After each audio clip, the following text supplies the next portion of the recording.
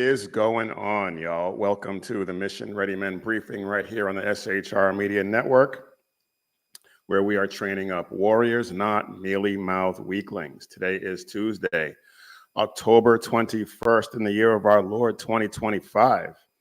And this is a show where we come to get equipped to stand firm, speak truth, and fight back against a culture that is trying to steal your faith, your family, and your freedom. And this is not just a political battle, it is a spiritual one. And the battle is always raging, never takes a day off. So we are done pulling punches. The gloves are off, and we are getting after it. So be sure to follow us at Mission Ready Men on Facebook, Instagram, Twitter, and subscribe to our Rumble and YouTube channels. And if you want to let everyone know that you are in this fight, grab your gear at missionreadymen.com, click Shop 7 Armors, and check out all of the great designs that we have over there. All right, y'all, it's go time. So let's go. Before we get started, I see that the chat is already alive and kicking. BZ was the first, I believe. So welcome, BZ. Welcome, Sackhead Sean. Thanks for being here. So I mentioned that today is the 21st. Yesterday was my 20th wedding anniversary. And so I want to talk about that for a little bit. When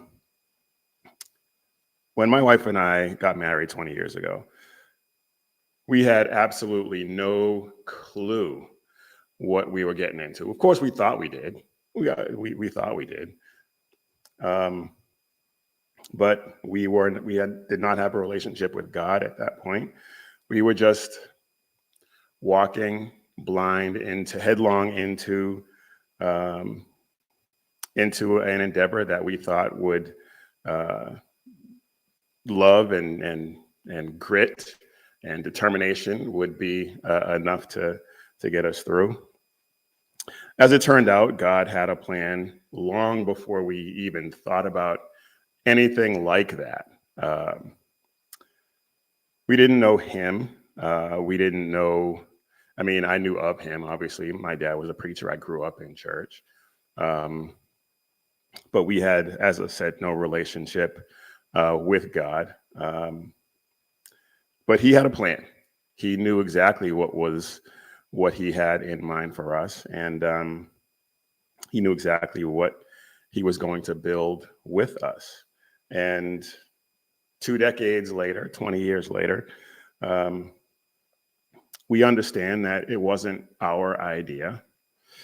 It was his design, and it was his design that we were following, whether we understood that at the time or not.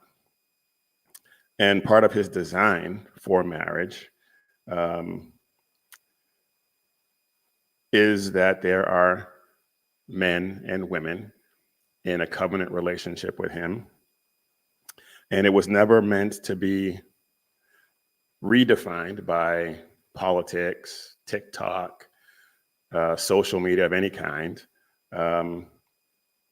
It was his design all along. And I want to get into this attack that is happening. And I've talked about it before, but I wanted to talk about it in context of my marriage at this point. But we've talked about how masculinity, manhood is under attack. And we just saw some recent examples of it. I talked about during the DNC convention, Dana Bash talked about this new masculinity represented by guys like Doug Emhoff and Tim Walz, and good Lord, we know that that is not that is not masculinity of any kind. But we had AOC recently talk about masculinity and her ridiculous definition of it. And I want to I want to talk about that for a second. So let's see if we can pull that up, because AOC is just, she's ridiculous. And they are able to radicalize and target and exploit a generation of young boys, in particular, away from healthy masculinity and into an insecure masculinity that requires the domination of others who are poorer, browner, darker, or a different gender than them.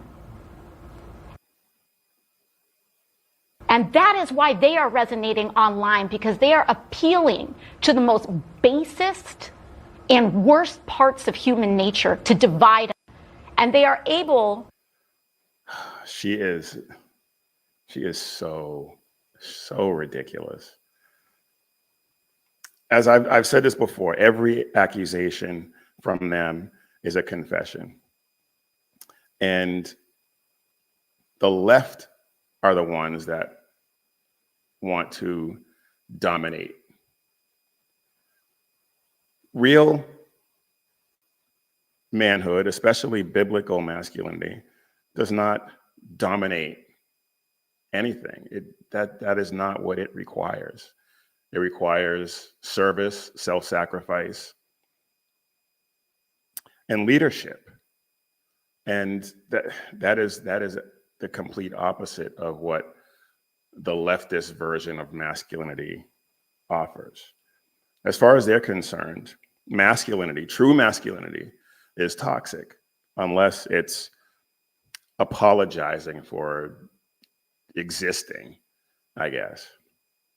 They want men who cry on cue and vote left, vote blue, and ask permission to do the most basic things, because to do otherwise is toxic as far as they're concerned. The problem with the left is that masculinity, they see masculinity as toxic, but the opposite is true. The lack of masculinity is what is the most toxic of all. As I alluded to, and I am going to get back into the marriage part of this, but real biblical manhood requires responsibility, as I said, sacrifice, and leadership. Men don't need applause. Men don't need accolades. They need a mission. And marriage will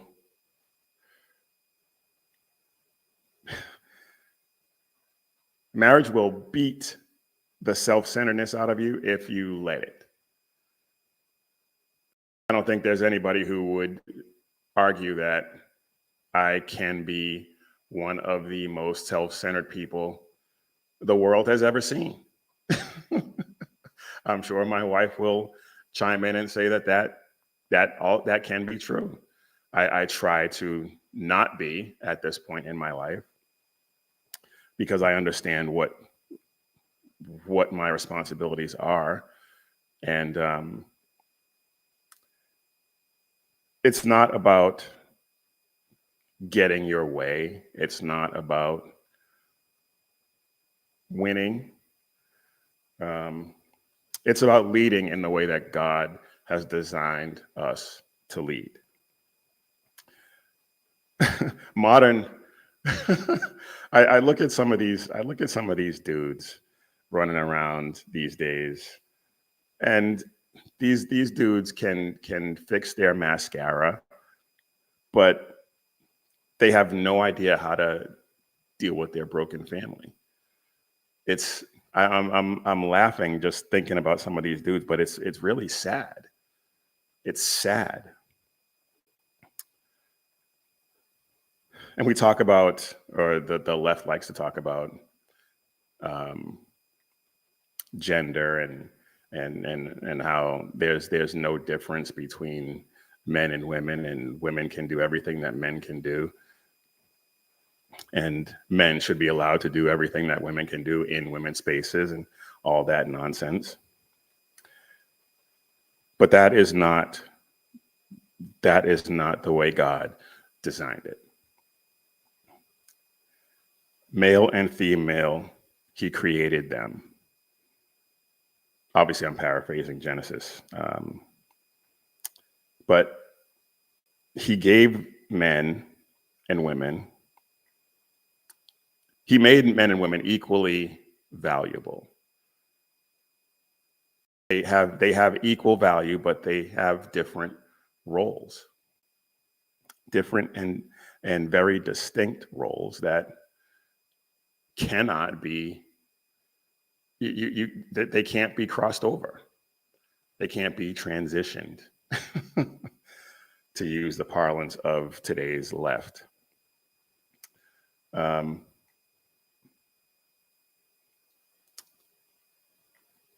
Matthew 19:6, and this is a verse that you hear in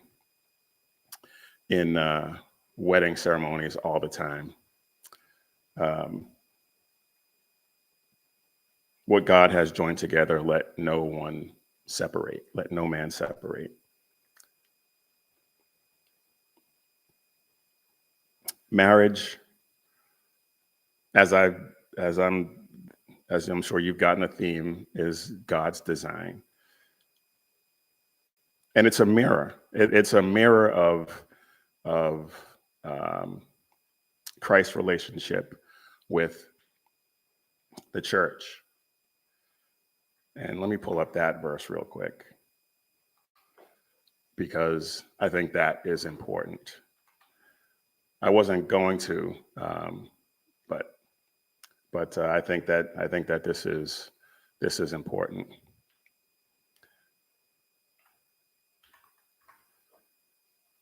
Ephesians 5:25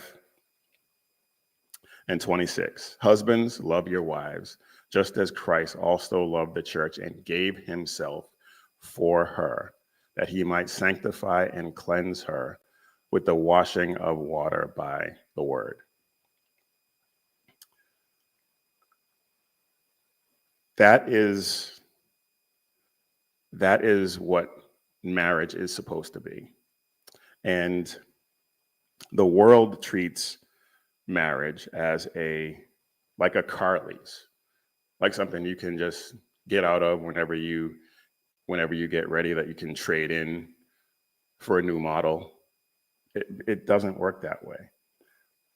The world treats it like I said, a lease. God calls it a covenant. And a lot of people like to think of marriage as a partnership, and that's fine. It has partnership elements. But biblically, it is a covenant under command. And the moment the church stopped teaching that, the moment the church got infected by the world, divorce lawyers got rich.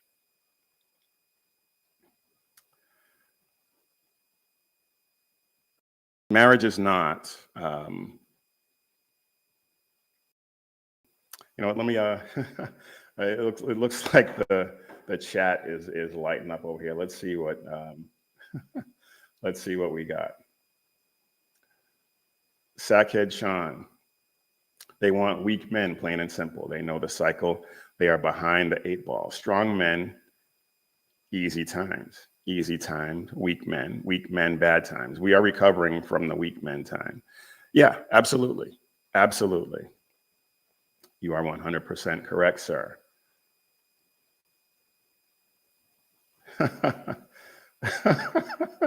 BZ says men are from Mars and women are from Venus.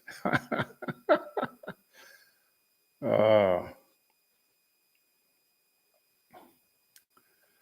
Oh, pick me, pick me. I remember arguing where to go to dinner. That was just dinner.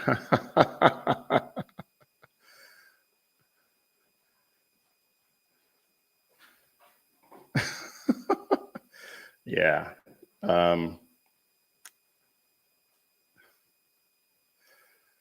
Oh, that's funny. So the chat is rocking and rolling.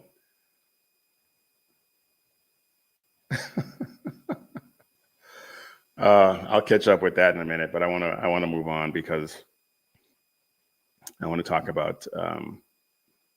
I want to get into this before we move on to some of the other things that I wanted to talk about today, and let's not. There's a lot to talk about, but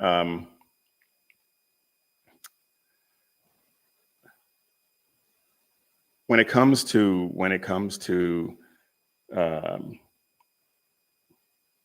marriage and relationships, every argument, every quibble, every disagreement, every moment of pride is a battle over who sits in the throne in your home. And I'm not talking about between you or your wife or your husband. I'm talking about you or the enemy. The enemy being Satan. I know some people might say the enemy is their spouse, but that's not what I'm talking about. The enemy is the devil, and it's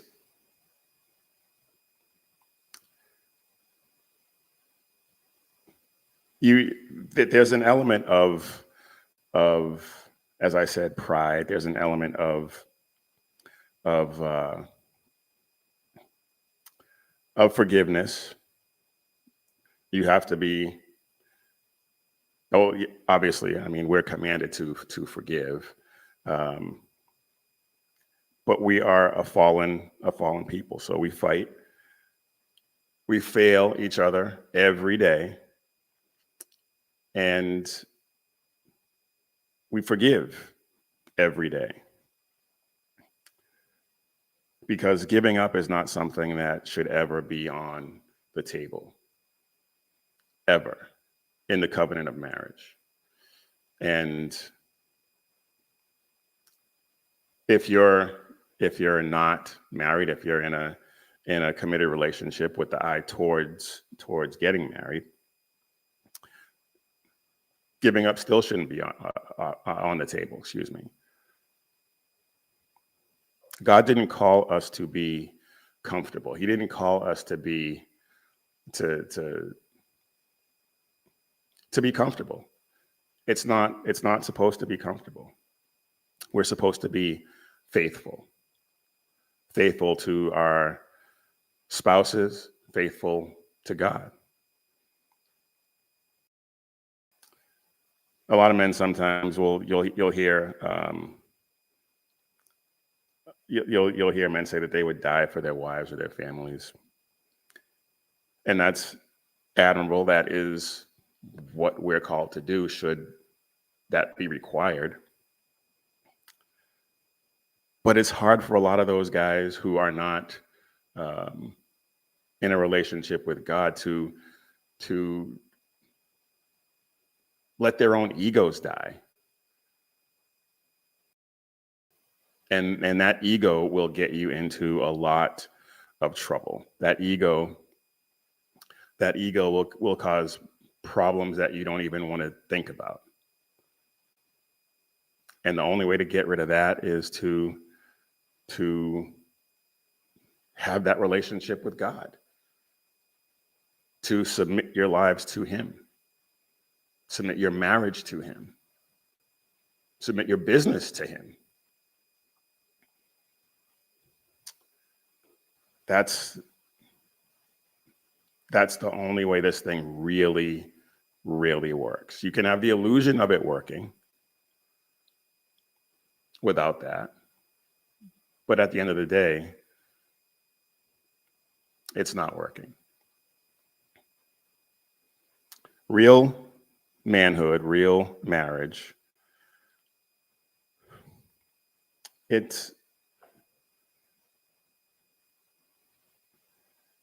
sorry about that. I'm all over the road this morning. Real marriage, real manhood comes with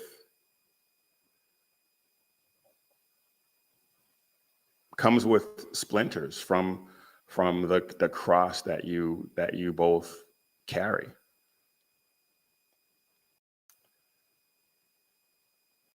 Pride is something that will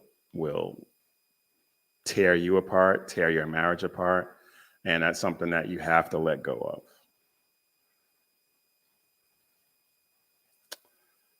And what we're seeing in this day and age is pride on steroids. I mean, we have an entire month dedicated to it.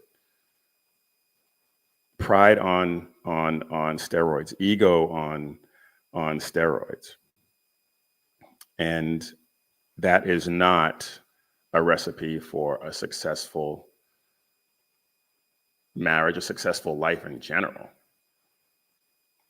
Pride is basically worshiping yourself, elevating yourself to God, worshiping yourself. That's what pride is.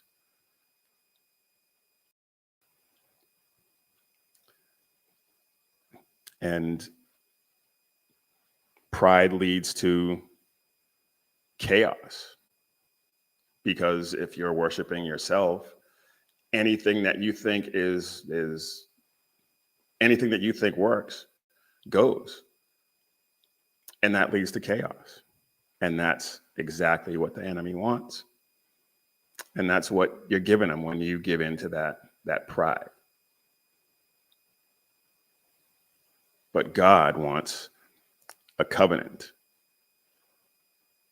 He has offered us a covenant with him, and he wants us to have that covenant marriage with our spouses.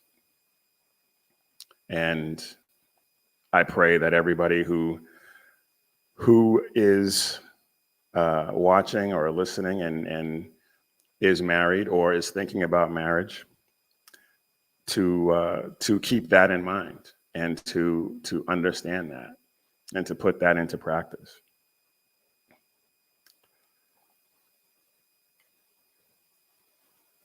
Marriage is a daily,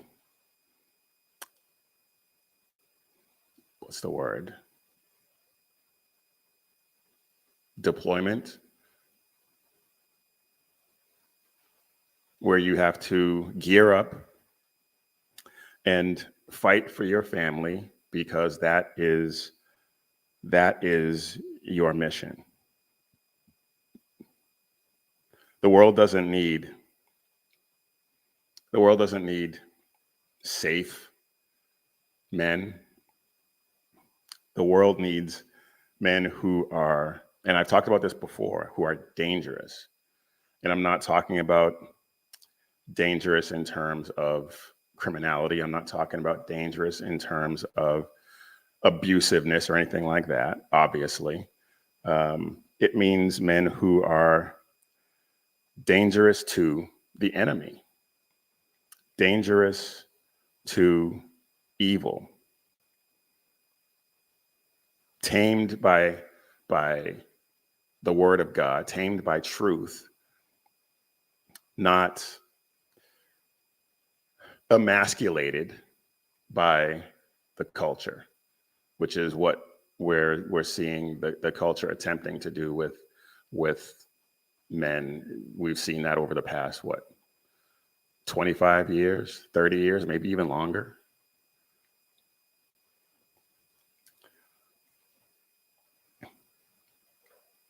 men need to be dangerous. Men need to be focused on God first, then their families, and that will extend into their community, their country, and things like that. And that is what will ultimately pull us out of this nosedive that the left has tried to put us in. So I'll just leave you with this. Joshua 24:15. As for me and my house, we will serve the Lord. Because that's what it's all about. And that will lead to a successful marriage and a successful, it will lead to success in whatever endeavor that you put your hands to. And it may not look like success to the world, but success for us is seeing Jesus one day.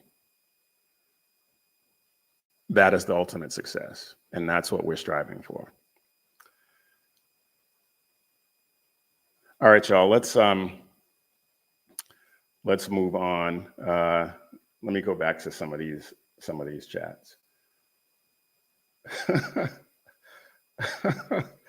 I'm not going to play some of them. I'm not going to show some of these because some of these are just, if you don't know us, you won't get it. So it's not, it's not going to mean anything to you, but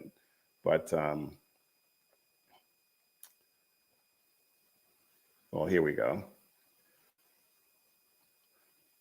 For women, you must also submit to your husbands, put ego aside and trust him because he trusts the Lord. Amen.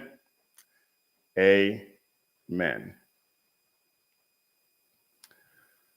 All right, let's move on because we still got a lot to get to. I want to talk about this past weekend. This past weekend was interesting. We saw a geriatric clown show. They marched, some with their walkers, against some imaginary monarchs. Because I guess, I don't know, screaming at the clouds wasn't getting it done or something. I mean, it was just so ridiculous. Of course, I'm talking about the No Kings protests that were supposed to be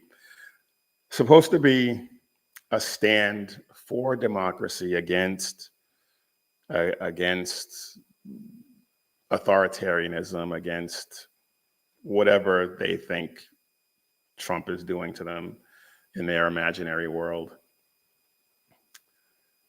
But of course, it's whatever that they think was going on in their mind. It's the same tired list of progressive activists who are, in some cases, being paid. And I have a few videos, and I think I have that one queued up. Just utterly ridiculous. But anyway, they're trying to cosplay as if there's some kind of this is some kind of revolution, excuse me.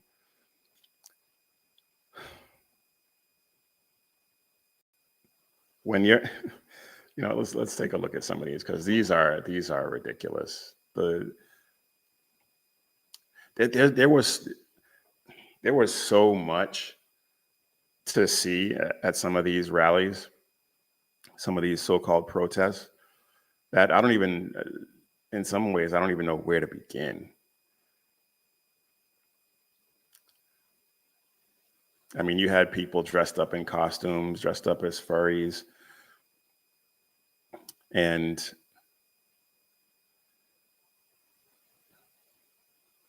you know what? Let me just start at the beginning.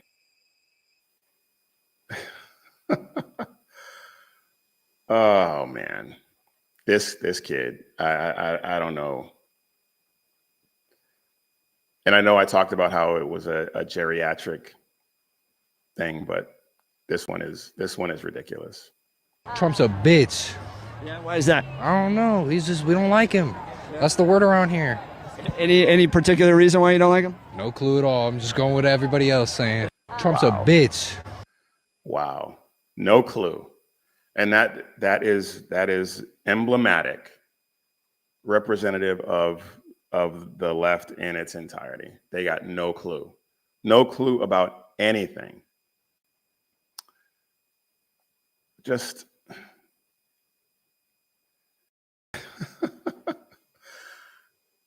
I mean, and then you got this guy, George Conway. I am Antifa. And he was, I'm not going to play it. He was singing with some guy, rewrote the lyrics to some song.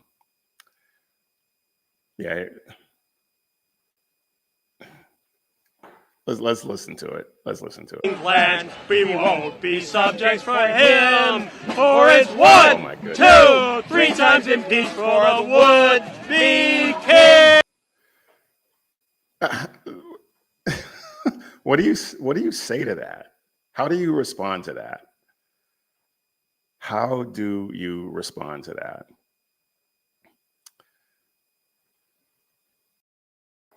They claim that President Trump is having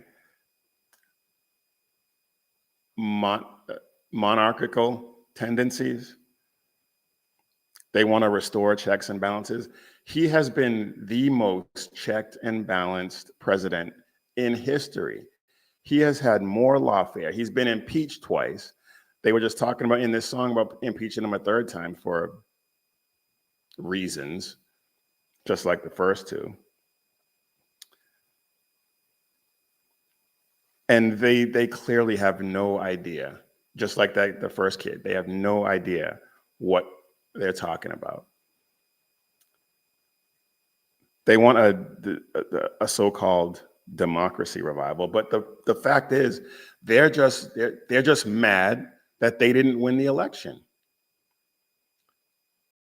And let's not forget, they talk about no kings. They coronated Kamala Harris. She didn't win a single vote in a single primary to be on the ballot. They just handed it to her. They coronated her. So who's really the monarch in this situation?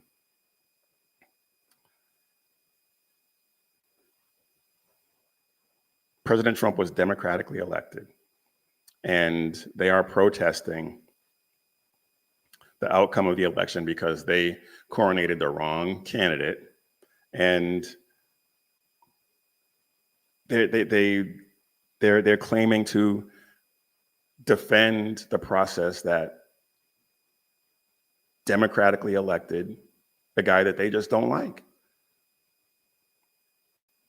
How many times? Oh, and I forgot about this.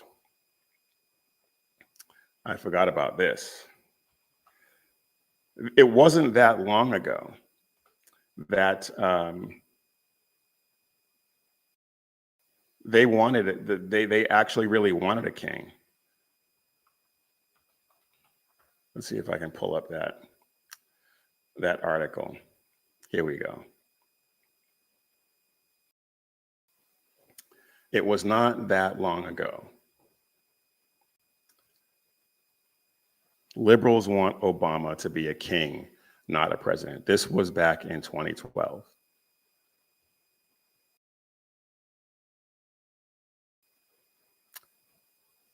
So, which is it? Do they want a king? Do they want a president? Or do they just not like the president that we know the answer? They just don't like the fact that President Trump won. That's all there is to it. That's all there is to it. So it's not kings that they're really against. It's not even tyranny that they're really against. We saw that with COVID.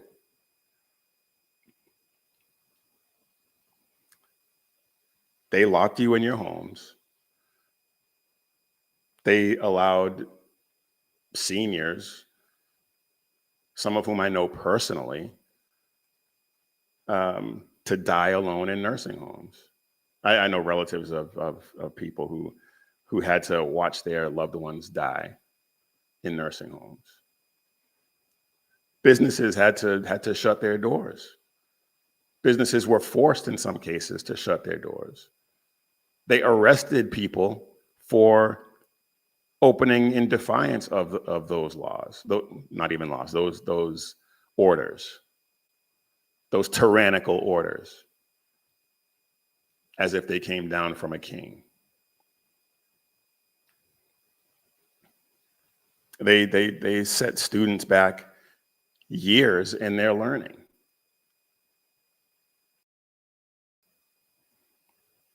I don't even want to say they taught Americans to be lazy and compliant, because it came so easily to so many people. They didn't have to be taught. They just did it. And then virulently criticized anyone who dared question it. I mean, I can't tell you how many, I don't even want to call them friends, but people on my social media that stopped following me because I dared question it. Got into so many heated debates with so-called friends over that. And they did it, and they went along so easily. They want a monarch, they just don't like the one that they think that they have.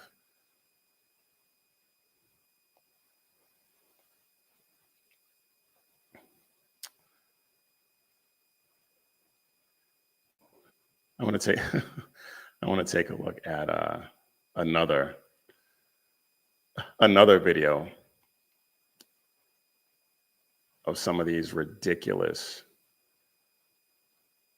Actually, you know what? No, let's take a look at this one. This one was great. This was President Trump reacting to the accusation of being a king. And the no king's practices. I think it's a joke. I looked at the people. They're not representative of this country. And I looked at all the brand new signs paid for, I guess it was paid for by Soros and other radical left lunatics. It looks like it was. We're checking it out. The demonstrations were very small, very ineffective, and the people were whacked out. When you look at those people, those are not representative of the people of our country. Mr. President, besides San Francisco... And by the way, I'm not a king. I'm not a king. I work my ass off to make our country great. That's all it is. I'm not a king at all. There you have it. He's not a king. But this is Sean in the chat. But Big E, it's okay when the left chooses kings and queens, because morals and morals and emotions and stuff. Exactly. I mean, these people are utterly ridiculous. And I posted this earlier. Scott Jennings responding to one of his frequent sparring partners on CNN. And this was outstanding. Here we go. Let's just listen to this or watch this. The president is not listening to them, and frankly, in some instances has said we're the enemy simply because we disagree with them. You're saying that's not a good use of time. You're criticizing these people who went out to, be Americans and say they love their country and want their president to listen to them. That's not a good use of time. That's outrageous. Well, no, I mean, normal people were spending time with their family and watching college football. I don't care how they spend their time. If they want to go out, if they want to go out and if they want to go out and protest, be my guest. They're welcome to do it, and I don't really care whether they do it or not. But I just happen to think if I were Democrats, I would rather have directed that energy into the campaigns that are going on this year instead of marching around the way they did. But listen, you guys spend your time however you want. It's a free country, not a monarchy. Jared? Stunned silence for about 3 seconds was absolutely amazing. And Caitlin Collins had to prompt her to because she just couldn't process what she was hearing, which was amazing. Scott, that was, I said in my post when I posted this, of all of Scott Jennings' brilliance on CNN, I think that was probably his best. And he's got a body of work that is outstanding. That was absolutely amazing. That was absolutely amazing. But this No Kings protest, such as it was, because apparently a lot of the footage, not a lot, but there were some cases where the footage that they were showing, they were trying to pass it off as current footage, but it was actually a protest from years ago. But they try to say that he acts like a monarch or a king. But as I said before, he was elected twice and has been the subject of more lawfare than any president in history. And yet we have Obama, who they said they wanted to be a king, bribing Kamala, who they coronated in an attempt to make her queen. They do want a monarchy. They do want tyranny. They just don't want it from someone who disagrees with them. And I'm not suggesting that President Trump is behaving in any way like a monarch or in a tyrannical fashion at all. But that's what they want. And I went through all the COVID stuff that they just bent over for.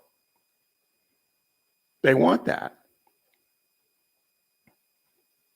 But as I've said many times, every accusation from these people is a confession. They want to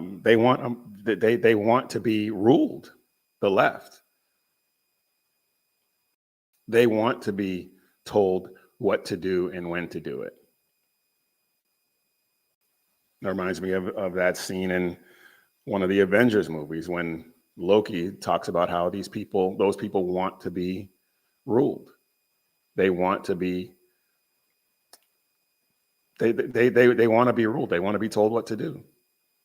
And right on through here, we're not having any of that.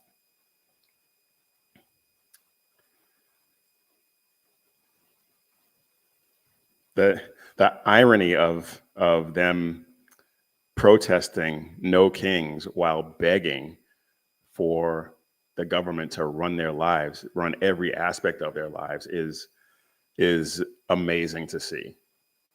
And it's completely lost on them. Completely lost on them.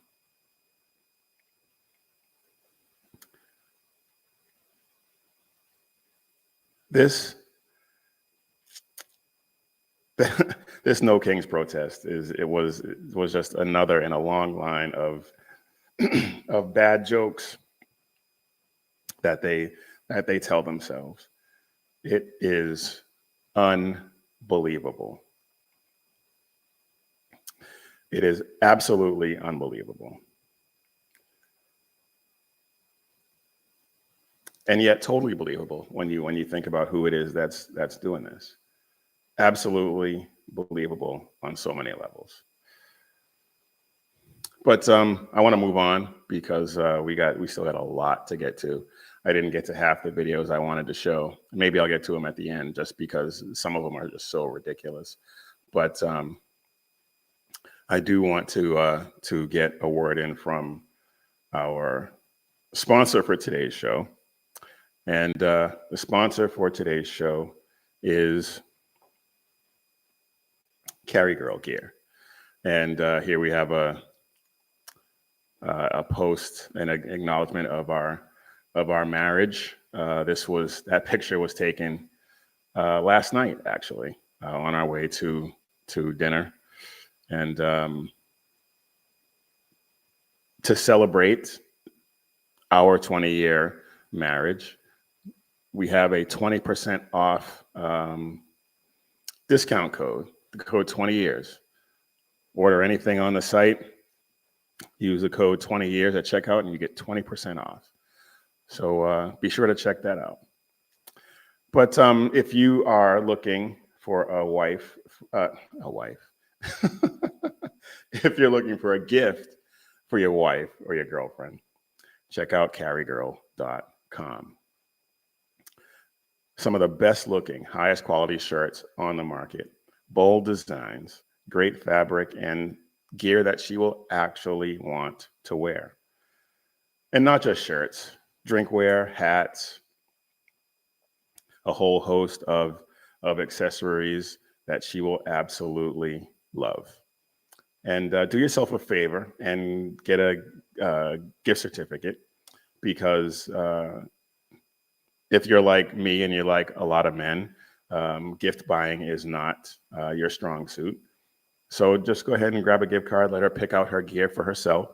And it's quick, it's easy, and she'll get exactly what she wants. So head over to carrygirl.com today, show some love and make it count. Visit carrygirl.com today. All right, y'all. I am Big E, and you are watching or listening to the Mission Ready Men briefing right here on the SHR Media Network, where you can catch my good friend Sackhead Sean, who is in the chat, with the Edge of Liberty every Monday and Wednesday at 11 p.m. Eastern, 8 p.m. Pacific. The Reaver of Common Sense with Jersey Joe every Monday and Friday at 9 p.m. Eastern and 6 p.m. Pacific. And BZ with the Berserk Bobcat Saloon every Tuesday and Thursday at 11 p.m. Eastern and 8 p.m. Pacific. So he will be on tonight. So please be sure to check him out. And be sure to like and subscribe to all of the shows on the channel. Subscribe to the channel. I didn't take a look at how many subs we have, but it's been growing. It's been steadily growing. So we thank you for that. Thank you for subscribing and sharing, and praying for us, because we know that those prayers have been helping. So keep praying for us that we have a huge. And Sackhead Sean just told me that it's in the chat. We have 655. Wow. The last time I looked, it was in the 640. So that is amazing. Thank you all very much for that. So we are, the prayers are working. The prayers are working, and we are breaking through. So thank you very much for that. We want to reach as many people as we possibly can. All right, now let's get back to our regularly scheduled programming. And I haven't talked about it a whole lot, but I wanted to touch on the ceasefire between Hamas and Israel. And that ceasefire has gone as you would expect if you have been paying even the slightest bit of attention over the years. Hamas is a terrorist organization following a death cult that allows you to lie to advance the cause. And they don't believe in peace. They believe in wiping out Israel. It's in their documents. So the ceasefire has gone as you would expect. They killed 2 Israeli soldiers in Rafah. And Hamas calls it resistance. And what it really is a war crime. It's murder during a ceasefire. And of course, Israel responded, as they should have, with airstrikes that killed 26 in Gaza. And of course, they were hiding behind civilians, so there were some civilian casualties, unfortunately. Hamas cannot be trusted to honor any agreements. And as much as I would like there to be peace, as much as I would like there to be harmony between the Palestinians in Gaza and the Israelis, it's I don't see it happening. I don't see it happening.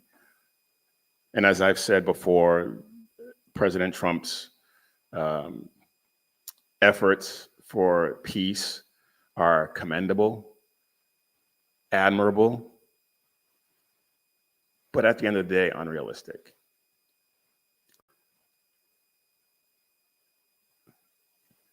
Let's not forget, I need to do a deep dive into, because so many people seem to not understand the history of this conflict. They just see Israel's strikes killing civilians and call it a genocide, and think that Israel, and they bought into the hype that Israel has occupied so-called Palestine, even though nobody can point to a state or a border of Palestine because it doesn't exist.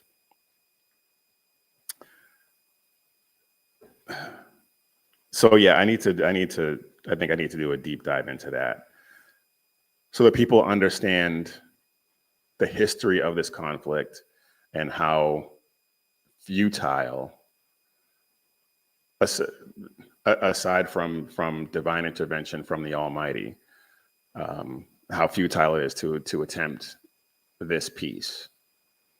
It just can't be sustained, because both parties have to want it and both parties don't. So Israel is continuing to let aid roll in, and Israel honors the ceasefire until they're attacked. It's, like I said, it's unsustainable. It is unsustainable. And after Hamas killed those 2 IDF soldiers, I would have loved to have seen Israel just turn Gaza into a parking lot. Honestly, just reduce it to rubble. And that might sound harsh to some people. And to a certain extent it is, but what you also can't forget is that the people of Gaza voted Hamas in. They voted Hamas in. And in the 20 years since, they have been raising up their children to fight this war. And you've seen the footage of the Palestinians, of Hamas, rounding up Gazans whom they suspect of collaborating with Israel and killing them in the street, beating them. I just saw a video. I'm not going to play it because it was, wow. I just saw it just before I went on the air. The brutality with which they treat these people is horrific. Horrific. And these are the people that they voted in. These are the people that they are allowing to run Gaza. There will, as I said, barring divine intervention from God, there is no way that they can coexist with these people. No way. They have to wipe them out completely. And until until Israel actually does that, this is going to continue. There may be periods of peace where Hamas is rearming and reloading and building new tunnels and all of that. But rest assured, they are going to come back, and they are going to come back and do some serious damage. This ceasefire is little more than a tactical retreat, a tactical pause by Hamas to, as I said, rearm, reload, and drop new battle plans, new terrorist attacks. And to think otherwise is just silly. To think otherwise is naive. And I think that there's some of that at play with President Trump, but I also think he's just got the ego that says, I can do this. And it's a valiant effort, but at the end of the day, this is not going to last. Let's take a look at some of the chats.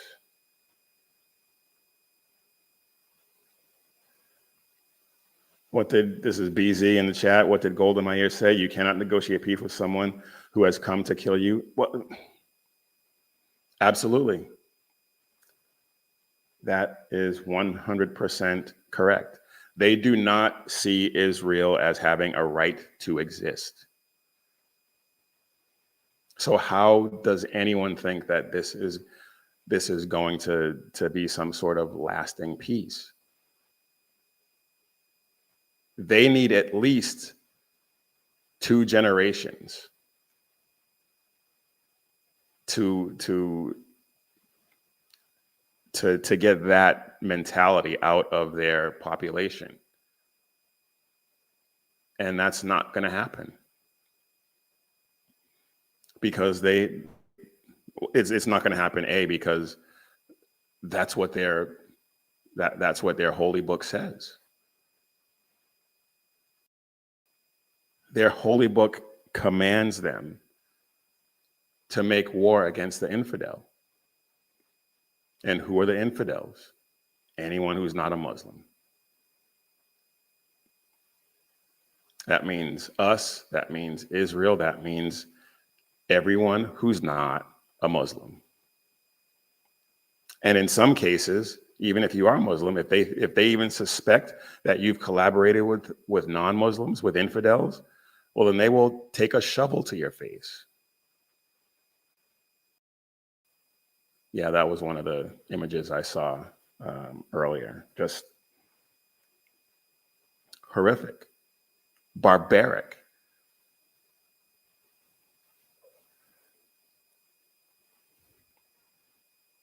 And then let's also not forget, they still have, I believe, 16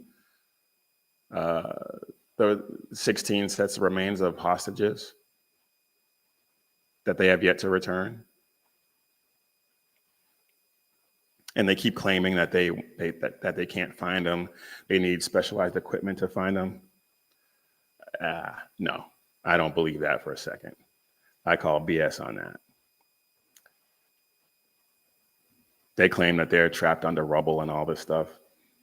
Nah, they know exactly where they are. They know exactly how to get them. Because they said that about 24 sets of remains. And then they've just been slowly releasing 1 or 2. And now it's down to 16, I believe. They know exactly where the remains are, and they are just, this is a psychological game that they're playing with Israel. These people are evil. And I am hoping that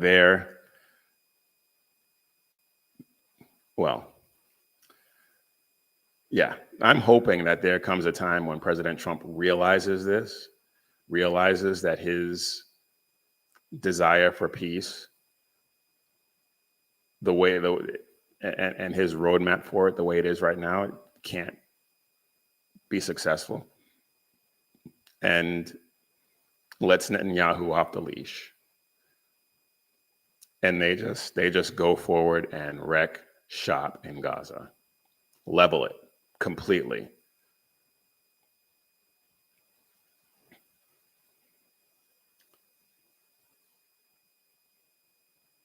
Israel has made it clear: return the hostages, stop firing rockets, or they are going to resume hostilities and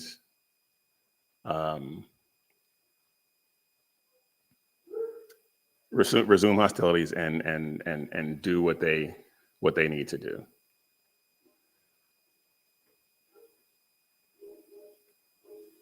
Like BZ said, you can't negotiate peace with people who want to kill you.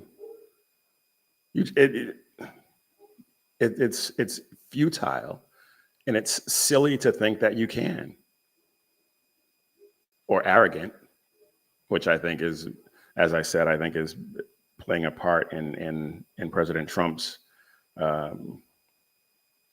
calculus here.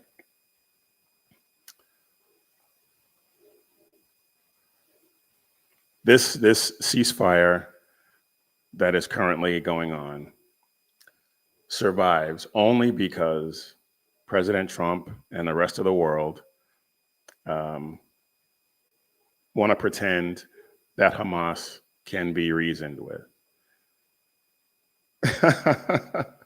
Oh, you heard that, did you? Yeah,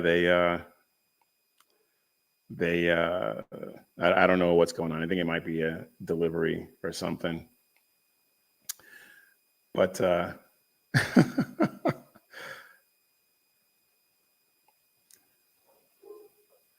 Sean says, I don't know if it's pure arrogance. Part of me thinks that they're showing the world who Hamas is.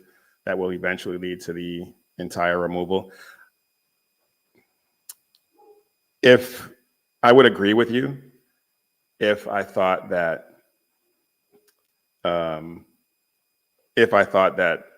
most of the people who are involved in this actually,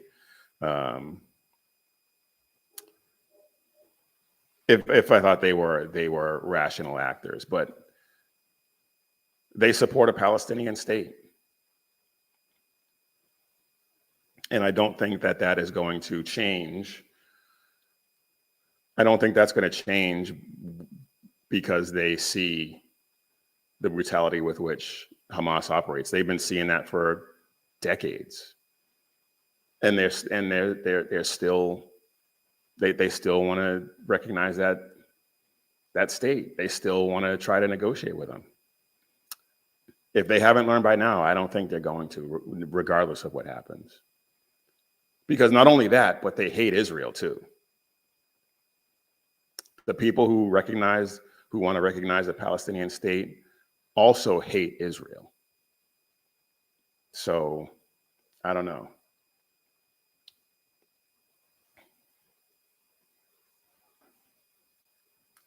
Peace will come to Gaza when,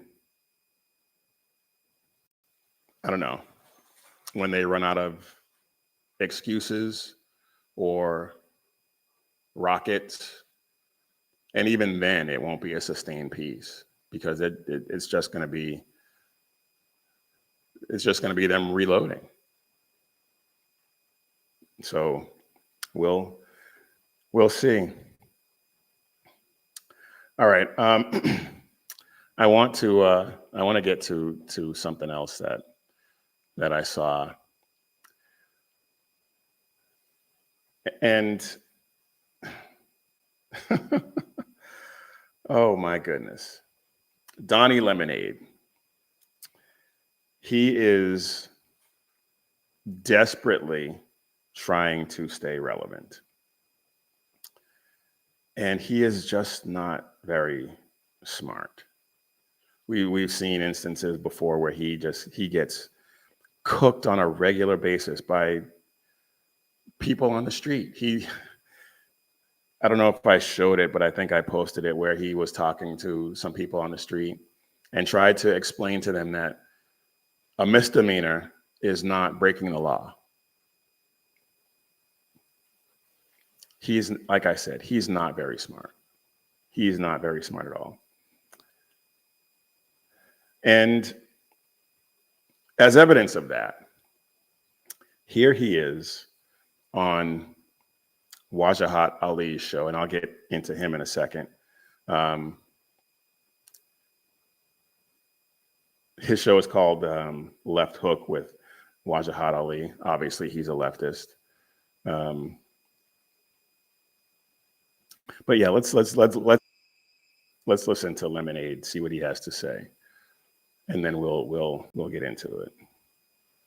People, brown people of all stripes, whether you're an Indian American or a Mexican American or whoever you are, go out in your place where you live and get a gun legally, get a license to carry legally. Because when you have people knocking on your door and taking you away without due process as a citizen, isn't that what the Second Amendment was written for? Go back and read what the Second Amendment says. And perhaps it will knock some sense in the heads of these people who are saying, well, it's all great. I don't believe they're doing it without due process. They're asking people for papers. They're not really beating people up. These people are doing things that are illegal. Nobody is illegal. It is a misdemeanor to cross the border. Now, black. And he just said it again. He just said it again. If you commit a misdemeanor, you are breaking the law. How does he not get that? How does he not understand that? Well, I answered my own question, because he's an idiot.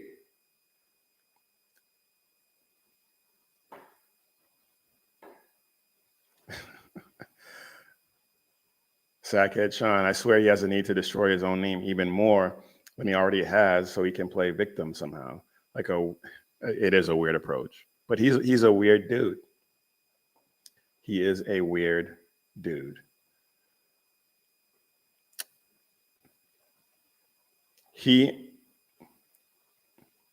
All right, you know, before I get into that, I want to talk about this guy, Wajahat Ali. He is, despite the way his name sounds, he is unfortunately a U.S. citizen. So we can't talk about deporting him, unfortunately. He is of Pakistani descent. His parents, he is a first generation American. His parents were born in Pakistan, emigrated here. And he is one of the most hardcore of hardcore leftists. And I don't know if you've ever seen him on shows like Piers Morgan. He's not a whole lot smarter than Don Lemon, frankly. He's really not. He comes up with some of the dumbest points, and he gets cooked on a regular basis by conservatives on that show. But he had Don Lemon on. You know, I'm just going to move on. Don Lemon said that if you believe in the Second Amendment, Black people, brown people of all stripes, go out and get a gun legally.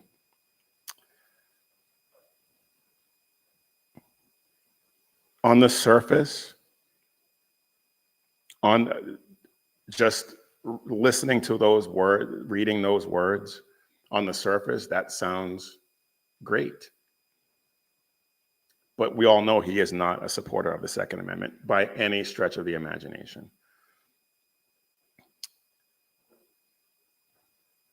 It sounded like a pro-gun message until you understand who he's addressing and why. He said American citizens. He's not talking about American citizens. He is not talking about American citizens. He's talking about Because federal agents, ICE agents, are not rounding up American citizens. If an American citizen happens to be in the company of the illegals that they're hunting, and they get caught up in that, well, that's a different story. But an American citizen can prove beyond any shadow of a doubt that they are an American citizen. That's why American citizens should have absolutely no fear, trepidation of being visited by ICE or anything like that. But here he is stoking that fear.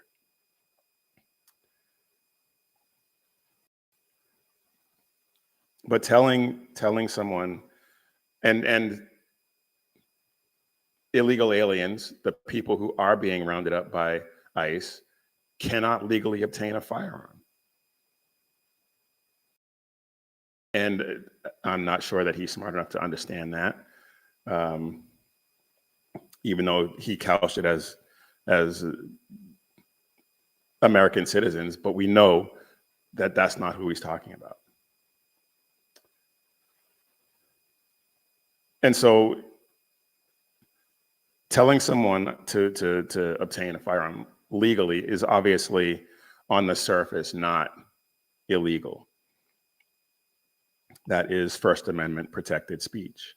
But, and this is a big but, the context in which he said this matters. It matters a great deal. Because telling specific ethnic groups, telling specific races of people to arm up against a potential state action, that's a call to arms. That sounds like mobilization rather than exercising your rights. And I would argue, and I think most people with half a brain, a couple of brain cells to rub together, understand that what he said is an incitement to violence. And an incitement to violence is not protected under the First Amendment. Now, he didn't explicitly say, he didn't use the words, go shoot, get a gun and go shoot ICE agents. He didn't say that. But he invited a specific demographic to prepare for and perhaps even incite a confrontation with law enforcement.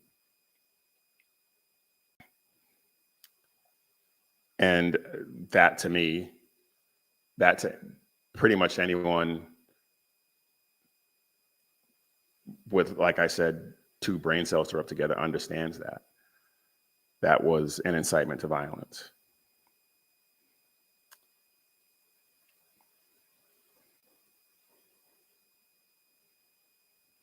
That is no longer passive resistance to protest, Sean says.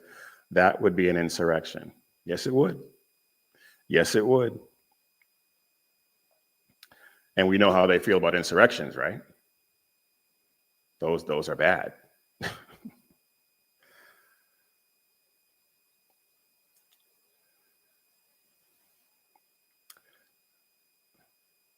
I believe this was a call to arms. I believe this was a call for violence because he, as I said, explicitly called out a specific demographic to tell them to arm up and to expect a confrontation with the state.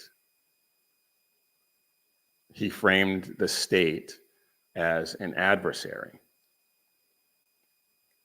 And telling someone to legally get a gun, it glosses over the message. It glosses over that once someone is armed and gets into a confrontation with law enforcement, that situation has escalated to a dangerous level. And it is not going to end well. It is not going to end well. If you confront federal officers with a firearm,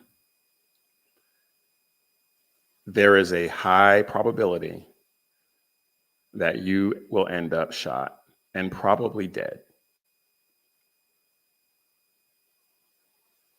And that is what he is advocating for when he says this. I mean, he's basically telling people to expect a confrontation with law enforcement. And if you expect a confrontation with law enforcement and you are armed, the chances are that you're already predisposed to use said firearm in that situation. And that's a recipe for disaster for both sides. Because cops don't want to shoot people. They don't go into these situations wanting to discharge their firearms to stop a threat. But they're trained to do that and understand that they may have to. That's not their goal. But what Donnie Lemonade is doing here is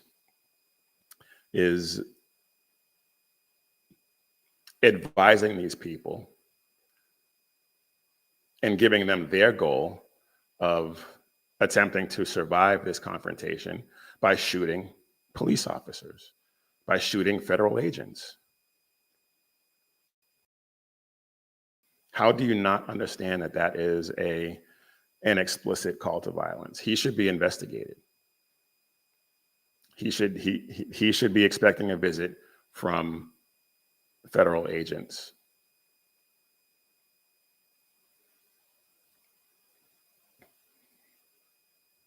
And the racial aspect he used, urging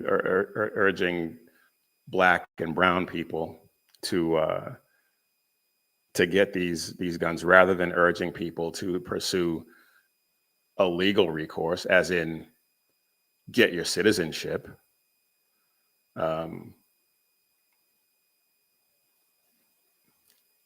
All he's doing is escalating the situation. He's not doing anything to de-escalate these tensions.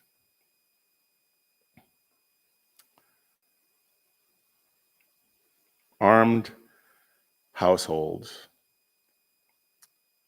and state enforcement is a high-risk situation. Even for people who are legally armed, misunderstandings in these situations happen all the time because tensions are high, adrenaline's pumping, fight or flight kicks in. I mean, so much potential for so much to go wrong. And he's just casually throwing out, yeah, go get a gun.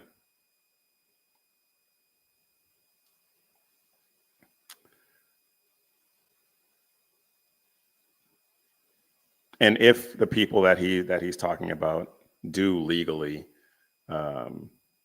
get a license to carry, as he suggested, well, congratulations. Don Lemon has just incited the next fatal law enforcement confrontation, the next officer involved shooting. And it didn't have to be that way. It didn't have to be that way.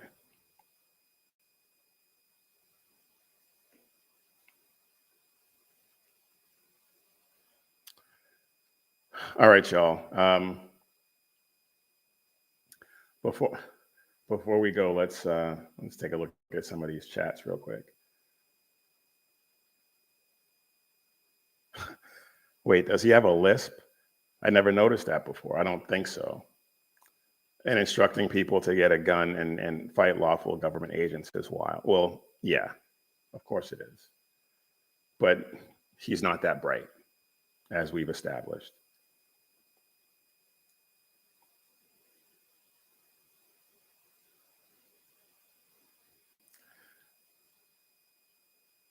Yep, that would be an insurrection.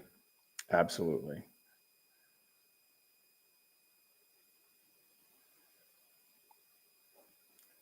BZ says New York City is going to have to fall. At this point, it is.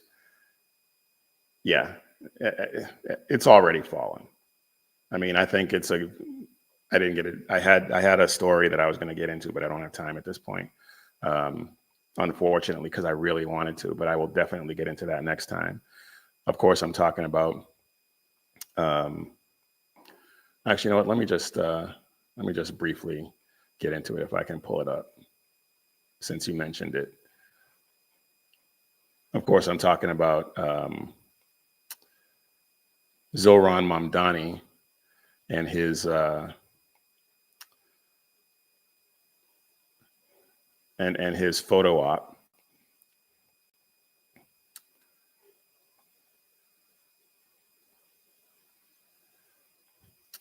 I'm not exactly sure who this person is on the left of your screen, but this guy right here is the imam who was an unindicted co-conspirator in the 1993 World Trade Center bombing. Some say he was instrumental in planning that attack. And this guy is Mustafa something or other. And he was actually one of the Central Park Five, if I remember correctly. And all three of these guys are Muslims. All three of these guys hate America. All three of these guys are actively trying to destroy this country. And just think about this for a second. I know I said I wasn't going to get into it, but less than a quarter of a century ago, people who subscribe to this ideology killed almost 3,000 people. And now they are about to elect one of these people as mayor in that city. That is wild. And if you had said that to somebody even 10 years ago, people would have thought you had lost your mind. Yet here we are. I am going to get into that a little deeper next time. Sean says, you are judged by the company you keep. No, remember all the times they attacked Trump for a random vote. Well, exactly. Exactly.